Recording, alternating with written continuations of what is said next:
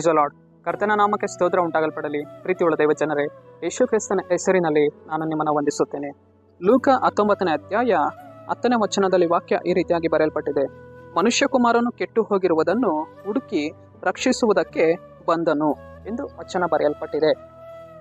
ಅಂದರೆ ಪ್ರೀತಿಯುಳ್ಳ ದೈವ ಜನರೇ, ಕರ್ತನ್ ಈ ಮುಂಜಾನೆ ವೇಳೆಯಲ್ಲಿ ನಮ್ಮನ್ನು ನೋಡಿ ಹೇಳ್ತಾ ಇದ್ದಾರೆ, ಮಗನೇ ಮಗಳೇ, ನಿನ್ನನ್ನು ರಕ್ಷಿಸುವುದಕ್ಕೆ ನಾನು ಇದ್ದೇನೆ, ಕೆಟ್ಟು ಹೋಗಿರುವಂತಹ ನಿನ್ನ ಜೀವಿತವನ್ನ ರಕ್ಷಿಸುವುದಕ್ಕೆ ನಾನು ಬಂದೆನು ಎಂದು ಕರ್ತನು ಈ ಮುಂಜಾನೆ ವೇಳೆಯಲ್ಲಿ ನಮ್ಮನ್ನು ನೋಡಿ ಹೇಳ್ತಾ ಇದ್ದಾರೆ.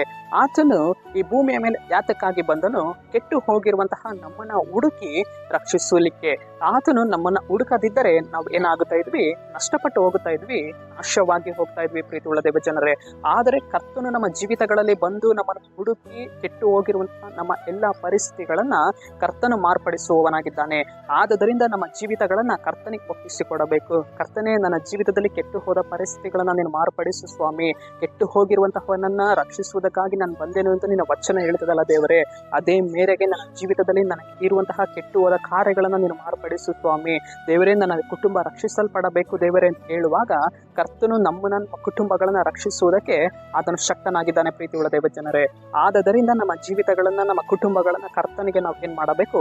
ಒಪ್ಪಿಸಿಕೊಡಬೇಕು. ಆಗ ಆತನು ನಮ್ಮನ್ನು ರಕ್ಷಿಸಿ ನಡೆಸುವವನಾಗಿದ್ದಾನೆ. ಸರಿ, ನಾವು ಪ್ರಾರ್ಥಿಸೋಣ. ಅಪ್ಪ ಕರ್ತನೆ, ನಿನಗೆ ಸ್ತೋತ್ರ ಸ್ವಾಮಿ. ಈ ಮುಂಜಾನೆ ವೇಳೆಯಲ್ಲಿ ಕರ್ತನೆ, ಈ ವಾಕ್ಯ ಭಾಗ ಸಂದೇಶವನ್ನ ನೋಡ್ತಾ ಇರುವಂತಹ ಜನಗಳನ್ನ ಸಂಧಿಸಿರಿ. ನಿನ್ನ ಜನರ ಜೀವಿತದಲ್ಲಿ ಕರ್ತನೆ, ಕೆಟ್ಟು ಹೋದ ಪರಿಸ್ಥಿತಿಗಳನ್ನ ನೀನು ಮಾರ್ಪಡಿಸುವುದಕ್ಕೆ ನೀನು ಶಕ್ತನಾಗಿದ್ಯಾ. ಅದಕ್ಕಾಗಿ ಸ್ತೋತ್ರ. ನಜರೇತಿನ ಯೇಸುವಿನ ನಾಮದಲ್ಲಿ ತಂದೆಯೇ, ಆಮೇನ್.